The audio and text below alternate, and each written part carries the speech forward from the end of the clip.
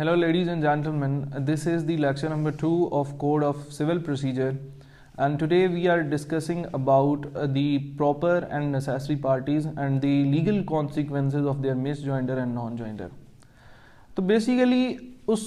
misjoinder और non-joinder के concept की तरफ मूव करने से पहले ये चीज़ जानना लाजिम है कि नेसेसरी और प्रॉपर पार्टीज़ एक्चुअली होती क्या हैं।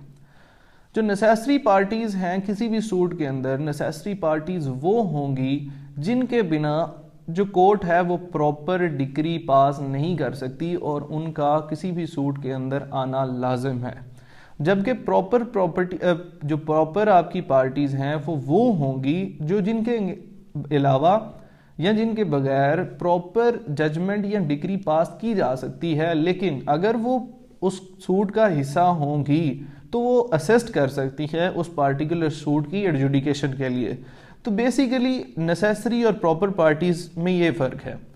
अब अगर हम मूव करें मिसजॉइंडर और नॉन जॉइंडर की तरफ, अब जैसा कि इसके नाम से वाज़ेह है कि मिसजॉइंडर आपके किसी भी एक पार्टी जो गलती से ऐड होती है या उसको मिसजॉइंडर कहा जा सकता है। लेकिन नॉन जॉइंडर की एग्जांपल ये है कि जैसे एक नेसेसरी पार्टी थी किसी भी सूट की, उसको उस पार्टिकुलर सूट में ऐड नहीं किया गया, या फिर कोई प्रॉपर पार्टी थी उसको ऐड नहीं किया गया। अगर हम डिवाइड करें इस चीज़ को तो बेसिकली तीन तरह की मिसजॉइंडर्स और तीन तरह के ही जो है वो नॉन जॉइंडर हो सकते हैं। अब मिसजॉइंडर ऑफ द प्लेंटिफ भी हो सकता है, मिसजॉइंडर ऑफ द डिफेंडेंट भी हो सकता है, मिसजॉइंडर ऑफ कॉज ऑफ एक्शन भी हो सकता है, जो कि हम लेटर ऑन डिस्कस करेंगे। इसी तरह non joinder of the plaintiff, non joinder of defendant and non joinder of the particular आप कॉज ऑफ एक्शन, जो हम बाद में डिस्कस करेंगे। तो जो ऑर्डर 1 है उसका रूल 1 बताता है कि कौन एज अ प्लेंटिफ किसी भी सूट के अंदर ज्वाइन कर सकता है। तो जिस भी पर्सन के पास कोई भी जो पार्टिकुलर कॉज ऑफ एक्शन उसके पास अवेलेबल हो, जिसकी बेस के ऊपर वो रेमेडी क्लेम कर सकता है और वो किसी ना किसी तरीके से उसके रिलेटेड हो, तो वह एज अ प्लेंटिफ ज्वाइन कर सकता है। इसी तरह रूल 3, जिसके अगेंस्ट सिमिलरली जिसके पास होगी वो एज अ प्लेंटिफ ज्वाइन करेगा, और जिसके अगेंस्ट कोई भी रेमेडी अवेलेबल है या जो रिलीफ अवेलेबल है तो वो एज अ डिफेंडेंट उसको किसी भी सूट के अंदर आप ऐड कर सकते हैं। अब अगर हम इस बात करें लीगल कॉन्सिक्वेंसेस की, तो लीगल कॉन्सिक्वेंसेस में आप जो ऑर्डर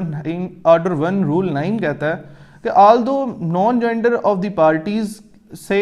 जो है उसकी जो क्लियर स्टेटमेंट है, जो रिटन स्टेटमेंट है, लिटरल इंटरप्रिटेशन करेंगे तो वो ये कहता है कि उससे आप सूट जो है वो ख़त्म नहीं किया जा सकता। ऑल्दो सूट ख़राब बैड हो सकता है, लेकिन हम जब इसकी लॉजिकल इंटरप्रिटेशन करें या हम जो केस लॉज हैं उनकी इंटरप्रिटेशन देखें या जो हमारी प्रैक्टिस है वो देखें, तो उसमें ये क्लियर बात है कि मिसजॉइंडर ऑफ द नेसेसरी पार्टी या non joinder of the necessary party, यहाँ पर लीगल कॉन्सिक्वेंसेस डिफरेंट होंगे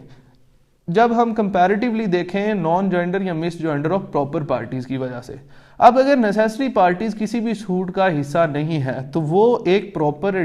डिग्री या जजमेंट नहीं मानी जाएगी, जबकि जो आपकी प्रॉपर पार्टीज हैं वो इतना अफेक्ट नहीं डालती। तो बेसिकली जो रूल 10 है वो मूव ऑन करता है इसकी तरफ कि आप जो पार्टीज हैं उनको ऐड भी कर सकते हैं और स्ट्राइक डाउन भी कर सकते हैं। अब एडिशन ऑफ द पार्टीज, अब जब भी कोई भी party from the plaintiff side या डिफेंडेंट साइड वो कोई भी पार्टी को ऐड कराना चाह रही है तो वो जो एप्लीकेशन होगी वो ऑर्डर 1 रूल 10 के अकॉर्डिंग एप्लीकेशन फाइल की जाएगी उस पार्टी की तरफ से, और उसके अंदर वो जो रिक्विजिट्स हैं और वो जो रीजंस हैं वो स्टेट डाउन करेगी कि बिफोर द ऑनरेबल कोर्ट के ये वो रीजंस हैं जिसकी वजह से ये पार्टिकुलर पर्सन या ये पार्टिकुलर जो पार्टी है ये इंपॉर्टेंट है for the proper adjudication of the suit. अब जो कोर्ट है वो सो मोटो भी एडिशन करा सकती है, वो upon the request of the party भी करवा सकती है, या upon the request of the that party जो चाह रही है कि मैं एक नेसेसरी पार्टी हूँ और मेरी एडिशन लाजिम है। इसी तरह एडिशन के साथ साथ स्ट्राइक डाउन भी किया जा सकता है upon the suo motu action of the court, या फिर कोई भी जो पार्टी टू द सूट है उसकी एप्लीकेशन के ऊपर अगर कोर्ट ये सेटिस्फाई होती है। इसका एक ही रिक्विजिट्स है कि अगर वो पैरामीटर्स के पूरा उतरते हुए ये कोर्ट को सेटिस्फेक्शन है कि ये party for the proper adjudication या proper disposal of the suit के लिए लाजिम है पार्टी होना, तो वो अगर कोर्ट सेटिस्फाई होती है तो उसको वो जो पार्टिकुलर एप्लीकेशन है उसको अलाउ किया जा सकता है। तो बेसिकली जो किसी भी सूट के अंदर ये लेकुना या ये जो स्पेस दी गई है ये इसी वजह से दी गई है कि जो भी नेसेसरी पार्टीज हैं वो उनका किसी भी सूट के अंदर होना लाजिम है। और अगर हम इस चीज़ को कंक्लूड करें तो हम इसको इस तरह कंक्लूड कर सकते हैं कि जो भी नेसेसरी पार्टीज हैं जिनका होना किसी भी सूट के अंदर लाजिम है for the proper adjudication of that particular dispute या फॉर दैट पार्टिकुलर सूट, तो उनका एडिशन लाजमी है। तो यही एक्चुअली कॉन्सेप्ट था प्रॉपर पार्टीज का और नेसेसरी पार्टीज का और इनके मिसजॉइंडर और नॉन जॉइंडर और इनके लीगल कॉन्सिक्वेंसेस का। Thank you very much.